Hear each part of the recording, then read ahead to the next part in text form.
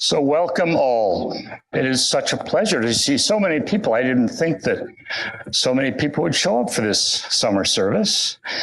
It's a pleasure to see you all in person and on Zoom. I want to especially welcome those who are new to People's Church and who are visiting for the first time. No, I'm just a little bit assertive. I just jumped right ahead of you. I'm so sorry. Let's have some music first before I beg your pardon. Go ahead. Yeah, feel free to sing along to this one if you know it. It's Morning Has Broken. So we can start here. Morning has broken like the first morning. Blackbird has spoken like the first bird. Praise for the singing,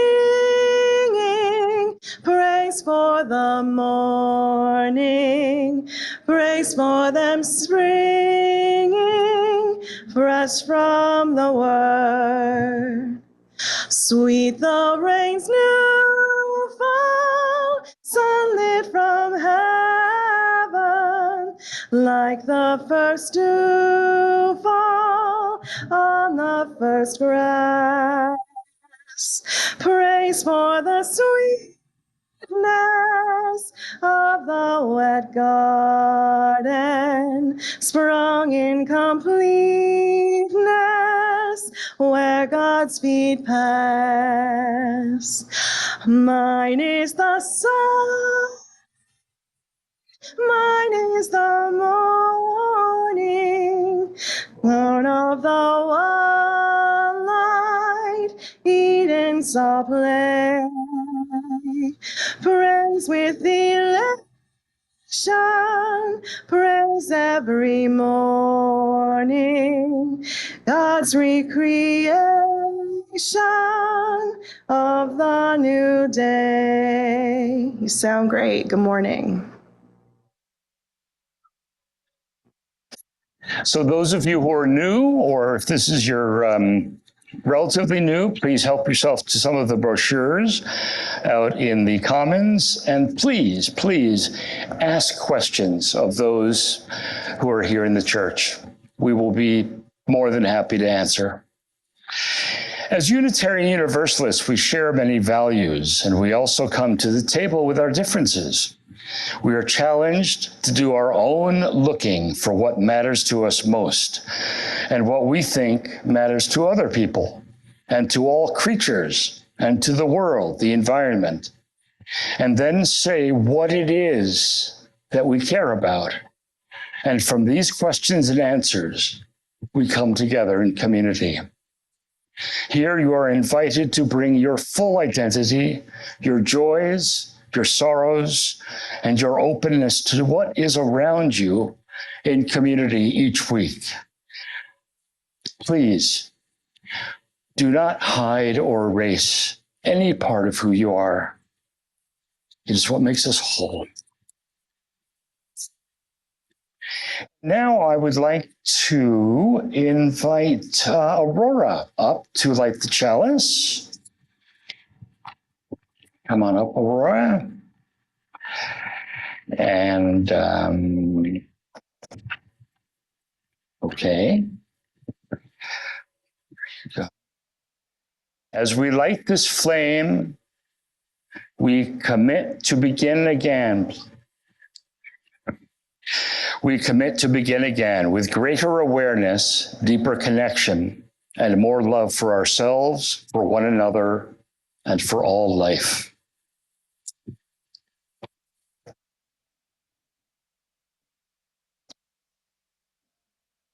Our chalice is lit in Sheboygan, Michigan, a chalice lit in Galesburg, and we have 16 people joining us through Zoom today. It's a joy. All right, at this time, I invite you all to rise in body or spirit, and we'll sing our introit together.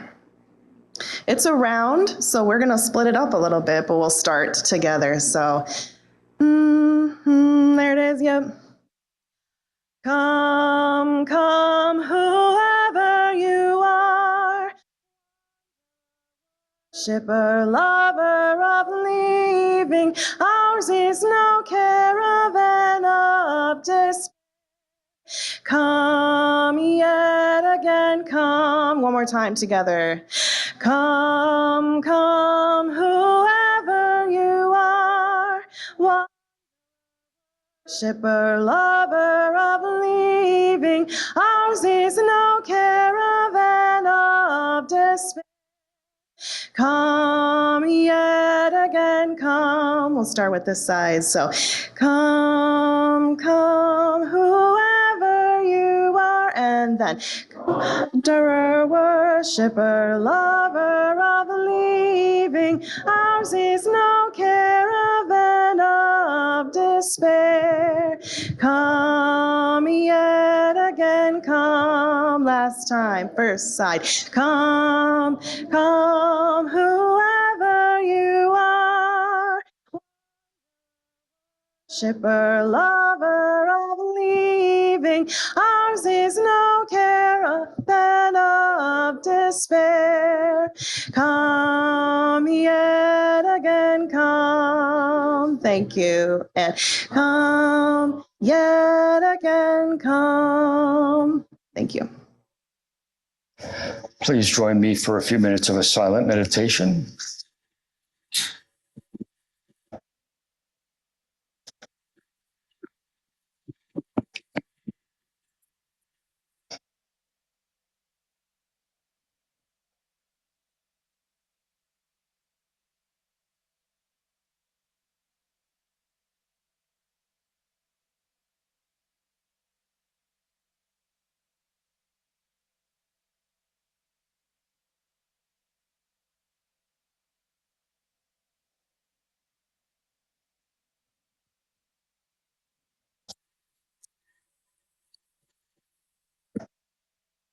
People's people are a generous people.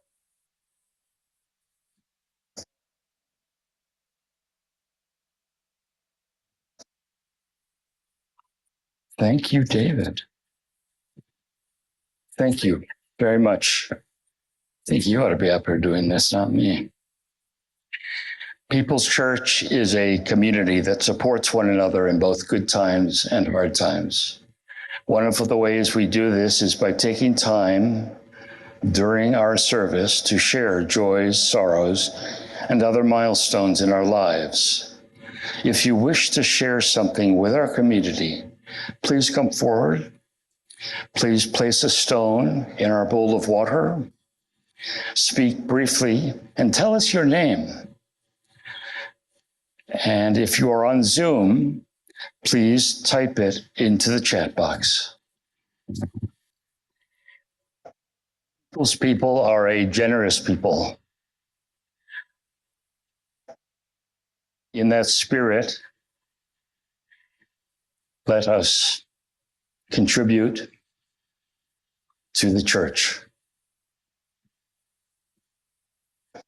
The offering will now be received.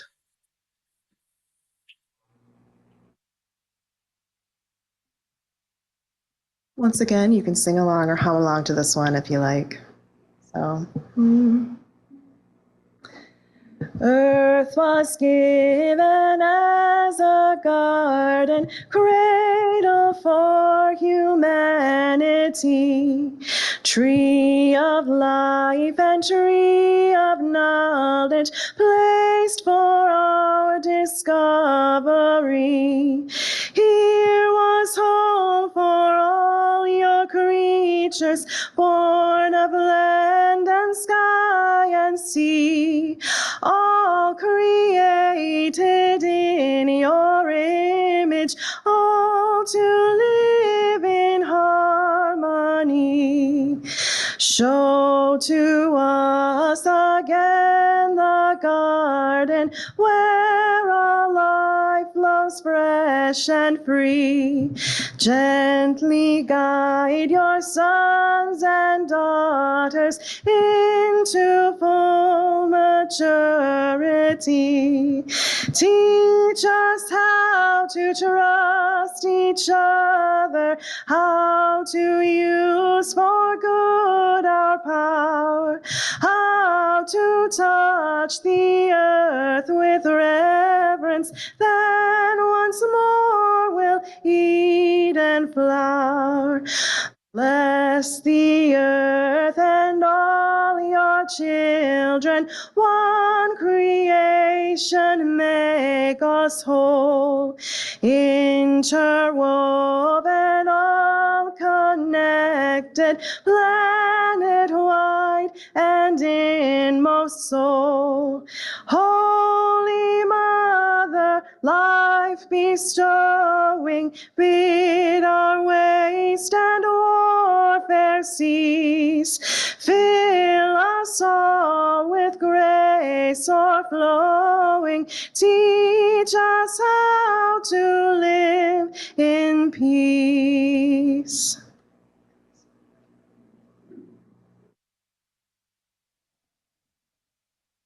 Would you please join me in giving thanks for all that sustains us?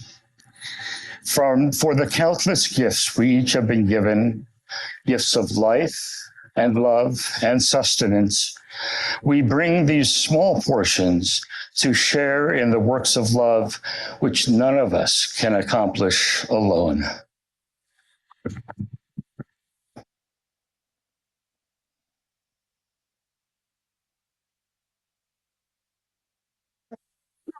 A biography of Elizabeth Barrett Browning's pet dog. Once, the hunting horn of Venus had blown its wild music over the Berkshire fields. Flush had loved Mr. Partridge's dog. She had borne him a child. Now he heard the same voice pealing down the narrow streets of Florence, but more imperiously, more impetuously, after all these years of silence. Now, Flush knew what man can never know. Love pure, love simple, love entire, love that brings no train of care in its wake, that has no shame, no remorse, that is here and that is gone, as a bee on the flower is here and then gone. Today the flower is a rose, tomorrow a lily. Now it is the wild thistle on the moor, now the pouched and portentous orchid of the conservatory. So variously, so carelessly, Flush embraced the spotted spaniel down the alley, and the brindled dog and the yellow dog. It did not matter which. To Flush it was all the same. He followed the horn wherever the horn blew, and the wind wafted it. Love was all. Love was enough.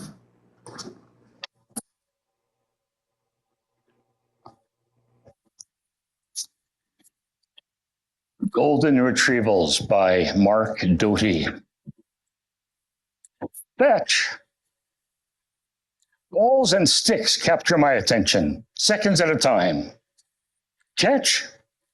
I don't think so. Bunny, tumbling leaf, a squirrel who's, oh joy, actually scared. Sniff the wind, then I'm off again. Muck, pond, dish, residue of any thrillingly dead thing. And you? Either you're sunk in the past, half our walk, thinking of what you never can bring back, or else you're off in some fog concerning tomorrow? Is that what you call it?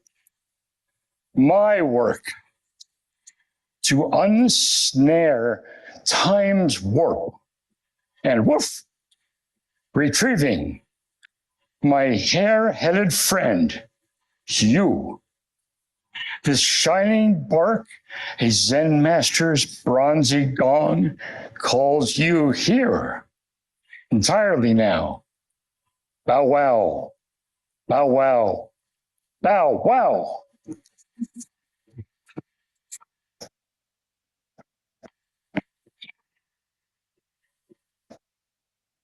Morning, everybody.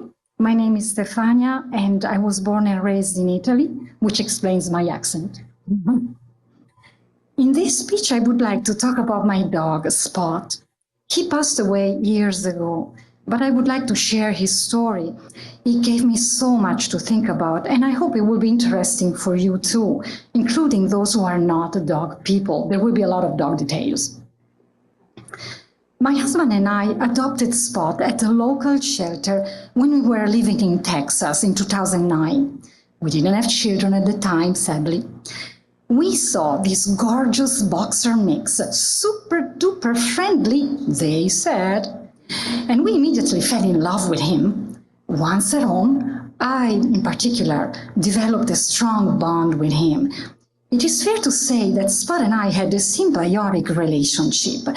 You know, those dogs who go to bed when we do, wake up when we do, and anticipate all of our motions in a fraction of a second. He displayed the most remarkable canine virtues, the unconditional love that only a dog can give. And he was also loyal, joyful, and always pleased to hang out with you. Spot was with me when we had just moved to the United States, and there were some difficult adjustments. He was with me in some dire moments, and when my husband had to travel, I never felt lonely. Pet owners know the therapeutic benefits of pet. Their presence is soothing. They make the house alive. Plus, they are fun. They make you laugh. Spot made me laugh a lot, especially when I was giving him a scoop of peanut butter. He was so focused, like his life would depend on it, stretching his neck and thumb to reach the spoon, assuming the most hilarious poses. However, it didn't take long to understand that he was not super duper friendly. Yes, extremely sweet with us owners. He was a real troublemaker outside of the house, very protective, with a high predatory instinct. An alpha male, he had a strong urge to dominate other dogs, small and big, sometimes much bigger than him. Soon we had to stop taking him to doggy parks after a couple of complaints. He would bark furiously at neighbors and acquaintances. He did many other things that I don't want to accept you with. But he seemed generally okay with friends and children. So we went on, taking some precautions, a reinforced fence that my husband built around the yard, a cage in the house, always ready just in case, and always on the leash, of course, on a leash. There was a little bit of anxiety, but nothing serious happened for years. Until one day it happened. We were walking and he bit a woman. The woman had a walking stick and was waving it around, so presumably Spot was protecting us. But still, it was a dog bite case, perfect for a lawsuit, and we were on the wrong side. The woman called the police and her adult children, and we had to face the situation with all its possible ramifications. Fortunately, the wound was not deep. We acknowledged our responsibility, being supportive in every way we could, and in 2 weeks, the woman was okay. But we weren't okay. For the first time, my husband and I had a difficult conversation. We want to keep Spot. Can we keep him? We explored our options, giving him back to the shelter. Spot was 6 years old at the time. Who would adopt him, knowing his personality and history? Hiding his story was not an option. We wanted to act in the dog's and everybody's best interest. Perhaps we could find animal lovers who needed an excellent guard dog. A few phone calls and a couple of visits to shelters, though, made me realize that this would be very challenging. It became gradually clear the Spot was not adoptable, not anymore. The idea of putting him to sleep crossed our minds, taking on our shoulder this terrible burden, not giving it to strangers who, in the lucky case we could find them, would have had the same problems that we were having. But I couldn't come to terms with this idea. Disposing of my dog, a healthy dog, because it was an inconvenience in a world too human for him, would have haunted me forever. During this time of uncertainty, friends and acquaintances gave us their opinions. Some told us horror stories of lawsuits, people who lost their houses and even ended up in jail, and you don't want to end up in jail in Texas. or wherever. Others would say that we were wonderful people, but anyway, the decision was ours. We decided to keep Spot, but we also looked for help. We went to a dog behavioralist. Our dog had a training, and this resolved some obedience issues. They say it is actually not the dog who is trained by the owners, and it is true. However, changing dogs' behavior or ours was not the real point. The trainer gave us a muzzle and a choke collar and said, avoid risky situations. So the real point was to have a mental shift, to abandon the idea of the dog I wanted, a super duper friendly dog, and accept the one I had. In order to keep him and keep him alive, we needed to basically seclude it from the world. Fortunately, we had a backyard. And yes, if needed, use a choke collar. It worked for a while. A few years later, we moved to Kalamazoo. We packed all our stuff in the car, Spot on top of everything, and we crossed the country.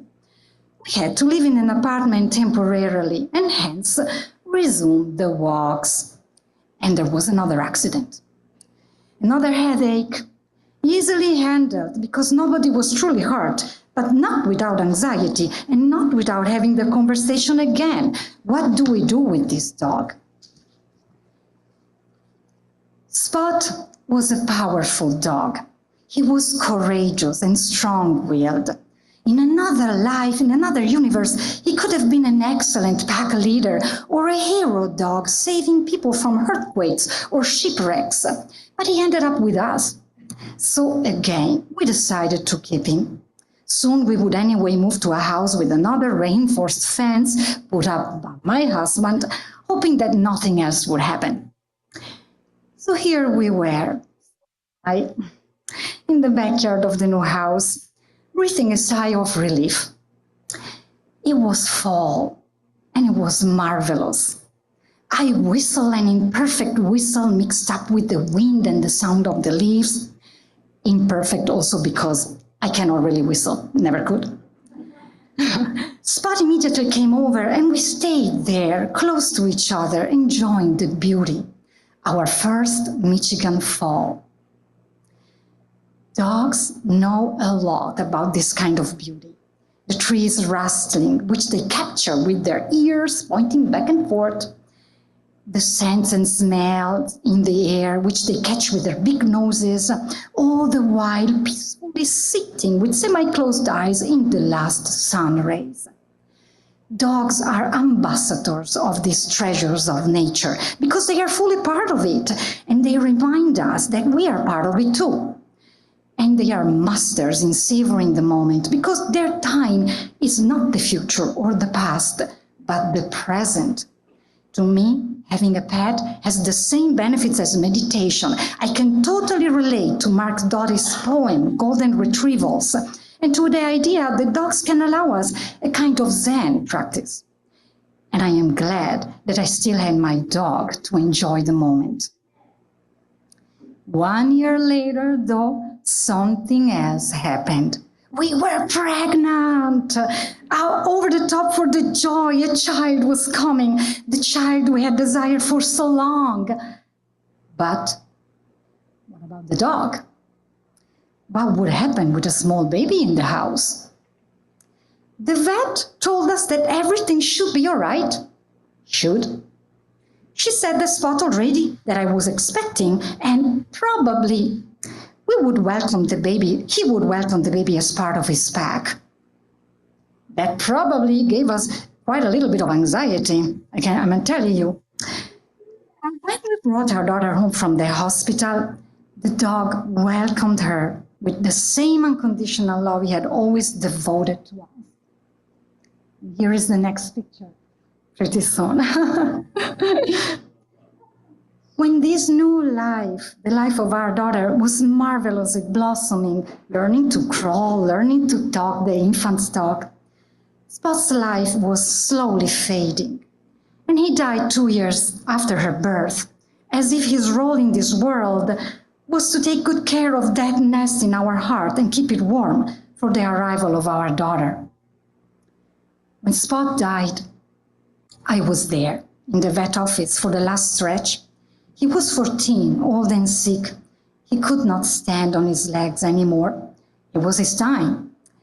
But it was hard to let him go. To make things easier, the doctor gave him a little bit of peanut butter. To my surprise, he did get up for a second to lick the last molecules of peanut butter on the spoon. And so he went, giving me this one last fun memory. I'm proud that we could keep Spot till the end. I'm grateful to my husband who built so many fences. Yes, we were lucky too, but I'm glad it turned out this way. A happy end, after all, with no lawsuits or Texas jails. Despite the challenges, Spot gave me so much love and so much to think about. First, the biggest lesson is that you have to accept the dog you have, even if he is not the one you wanted. Even a dog like Virginia Woolf's Flush, impregnating all females dog around when nurturing was not common practice. This principle could apply to all of your loved ones. You have to accept the child you have, the parents you have, the friends, and so on, figuring out how to make it work if you really care. Also, Spot changed my approach to nature. I'm closer to the natural world thanks to him. And I don't realize it either. Nature comes with its wild sides and some inconveniences. Yet, if we really want to respect nature somehow, we must live with those inconveniences. We humans have colonized the whole planet, pushed animals away from their habitats and created intensive farming. Is there something we can do to better respect animals? For example, can we eat less food coming from intensive farming? Now, I'm Italian and healthy food is one of my obsessions, so forgive me for that. And I'm not judging. By the way, I fall short in respecting the environment in so many ways.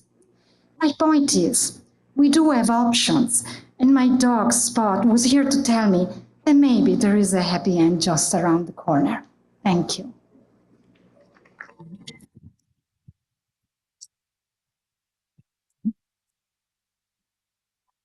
So these are the questions for today's discussion we have thought about. If you have pets or have had one, what was their message? And what could we do, if anything, to respect animals more? Have a good discussion.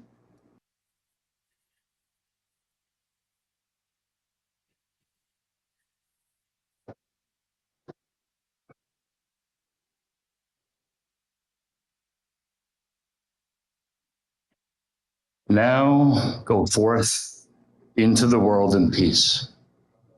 Be of good courage, prove all things, and hold fast that which is good. Blessed be. Now we have a final song. Yes, I invite you to rise, embody your spirit, to give yourself some air. Just do your best with this one, all right? Make channels for the streams of love where they may broadly run. And love has overflowing streams to fill them everyone. But if at any time we cease such channels to provide, the very founts of love for us will soon be parched and dried. For we must share if we would keep this gift all else above. We cease to give, we cease to have, such is the law of love. Go in peace. Blessed be.